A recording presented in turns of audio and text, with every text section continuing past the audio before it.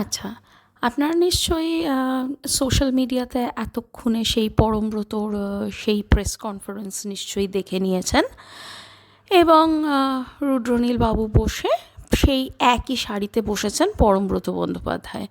নিশ্চয়ই সবাই চমকিত যে যিনি এতদিন কোলে বাচ্চা নিয়ে মমতা ব্যানার্জির পেছনে তেল ঢালছিলেন, তিনি হঠাৎ করে গিয়ে রুদ্রনীলের সাথে একই শাড়িতে বসে গেলেন কী করে। তো মজাটা এখানেই, এগুলো আসলে একটু অবজার্ভ করার ব্যাপার এবং এই মানুষগুলোকে শুধু এখনের জন্য নয়, চিরতরে চিনে নেবার সময় এই ধান্দাবাজ মানুষগুলোকে।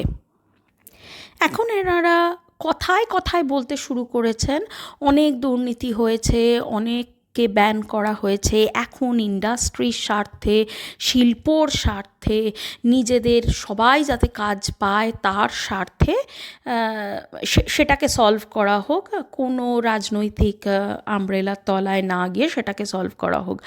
এতদিন তোরা কোথায় ছিলি? এবং এগুলো দেখে দেখে না আসলে দর্শক মানুষ একদম বীতশ্রদ্ধ হয়ে গেছে।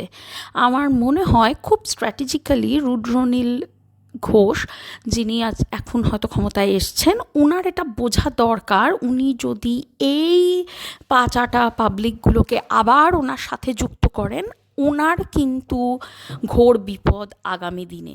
কারণ মানুষ আর কোনোভাবেই এই জোচ্চোরদের অ্যাকসেপ্ট করছে না। এই সব সেলিব্রিটি, এদের কোনো ইডিওলজি নেই, they have no ideology at all.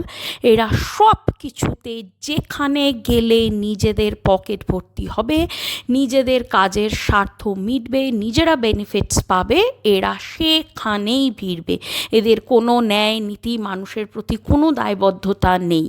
এটা কিন্তু মানুষকেও এবং যারা এদেরকে আবার দলে টানছে তাদের অত্যন্ত ভালোভাবে বুঝে নেওয়ার সময় এসেছে।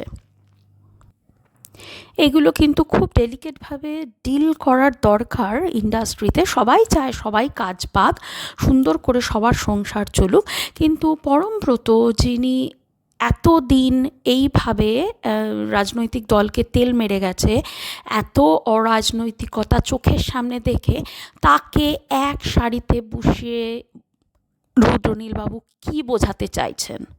মানুষ তো এটা অ্যাকসেপ্ট করবে না। এবং আমার মনে হয় এই সময়, এই শুধু এই সাময়িক কালের জন্য নয়, যখন এনাদের কাজ বেরোবে মানুষের, কিন্তু তখন আবার সেই ভোট দেওয়ার মতো এই সেলিব্রিটিদের জবাব দেওয়ার সময়, তখন যেন মানুষ এগুলো ভুলে না যায়।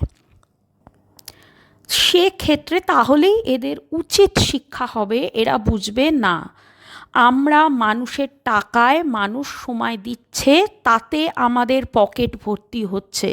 The first is the people. যারা আমার দর্শক, আমার তাদের কাছে কিছু দায়বদ্ধতা আছে, কোনো রাজনৈতিক দলের কাছে না।